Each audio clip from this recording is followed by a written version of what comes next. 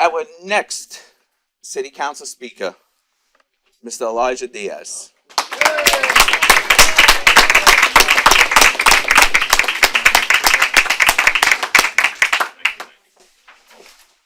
Good evening, everybody. Good evening. Good evening. It is a beautiful day in America for Donald J. Trump to be the president again. I just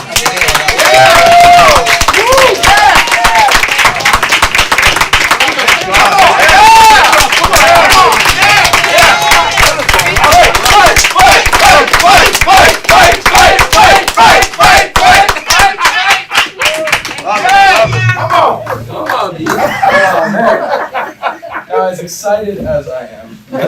First and foremost, I'm sorry, my name is Elijah Diaz. I'm running for City Council in District 45. Now, why is that important?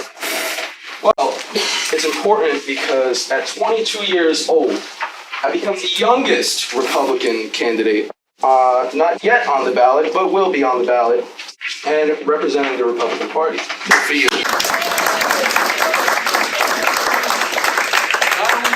But since 1994, 11 years before I was born. What areas? District 45. So District 45, Flatbush, East Flatbush, a little bit of Marine Park, Flatlands, and Midwood. Thank you. 11 years before I was born, my district was incorporated. Not a single Republican has been in the race. Wow. Ever. Wow. I'm the first one. It's the 22-year-old to represent the Republican Party. Good for you. And we need to be able to change that dynamic. So as a city council candidate, I'm trying to get people involved. I'm going to get the youth involved. Right now, as it stands, we've flipped 25 Democratic voters to either the conservative or the Republican line, and that is truthfully the best possible thing that we could have done in Flatbush, Brooklyn. 33 years, not a single Republican. And it takes for a Puerto Rican, first and foremost, I'm Puerto Rican, I'm proud Latino, proud Brooklynite, grew up, went to Midwood High School, always have been a Republican candidate since I was 18 years old. Donald Trump was the first person that I was able to vote for.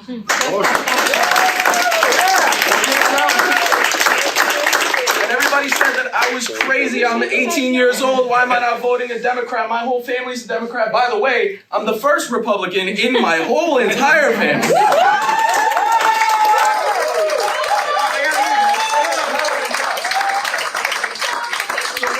What this means to me, it says Brooklyn's historic candidate. What this means to me is that we're making a change here in Brooklyn.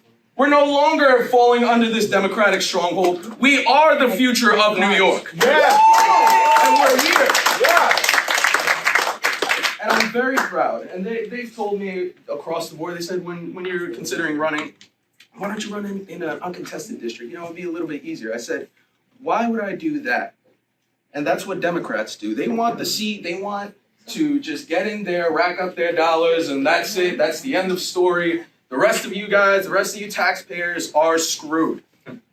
No, I did this because it's the right thing to do. It's the American thing to do. To fight for my people. To fight right there in central Brooklyn as the first Republican in a district that is 77% black, 8% Hispanic, 11% white, and the rest is a little bit mixed in. And not only that, but we're 13-1 in that district. 13-1. Who in their right mind thinks, yeah, you know what, I'm going to run another Republican. I'm going to be proud of Donald Trump. But I believe in my team. I believe in the Republican Party. I believe in Donald J. Trump, that he is going to bring back New York City as the greatest city in the world again. And that's exactly what we voted for. And that's the brand I've made, leadership of the new era. And that is what we're running with. Each and every one of these candidates that's not a career politician. We're not Chuck Schumers. Come on. We're not. We're not Eric Adams. We're the working class people of New York City.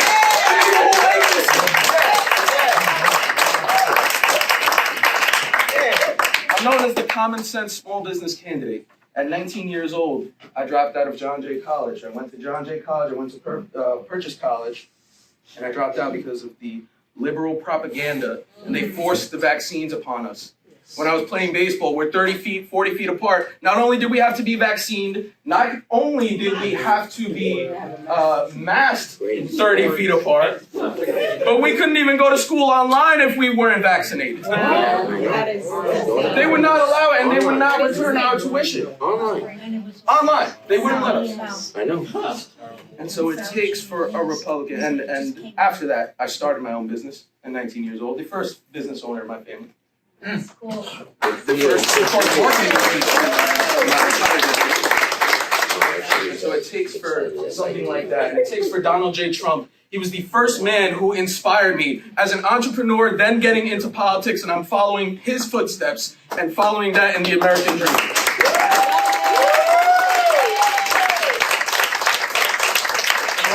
They say I'm 22 years old, you don't know anything about politics, you don't know anything about the world. Well, I have respected elders that I listen to, and I have respected mentors that I read up on and I listen to. And that is the direction that I'm going. I'm going in a direction that is different. It's unorthodox for my generation.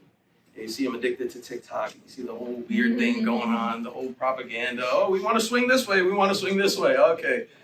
$450,000 in a 3-month span has been dedicated in my district to drag shows for children. Wow. Drag shows. Yes, sir. I was there. All over. Was there. All over the 5 boroughs. Teaching It's on the our children. dime. It's on our dime. Taxpayer dime. $300,000. Right? Well, I'll tell you this. 5-year-olds. I'm I'll not tell you talking this. about 17-year-olds. 5-year-olds. 5-year-olds. Youngest 3. And I'll tell you this, somebody's going to be dragging their feet all the way back down Flatbush Avenue, because when I get in as city councilman, I'm going to have an asterisk right there in the 2027 budget. And that asterisk is going to represent people that are going to be reinstated and compensated for lost in the city of New York. So I leave you guys with this note. The leadership of the new era is here. And we're coming strong, and we are united in this very Republican Party. And the most important thing that you can do for your children is get them involved. Get them involved. Young. Start talking to them. Because it's the same propaganda that is being taught in our public schools to our children in kindergarten, 1st, 2nd, 3rd, 4th, 5th, all the way through 12. That they are being propagated to think a certain way and go against the traditional values that we love to uphold. So I thank each and every one of you, and God bless you, and God bless America.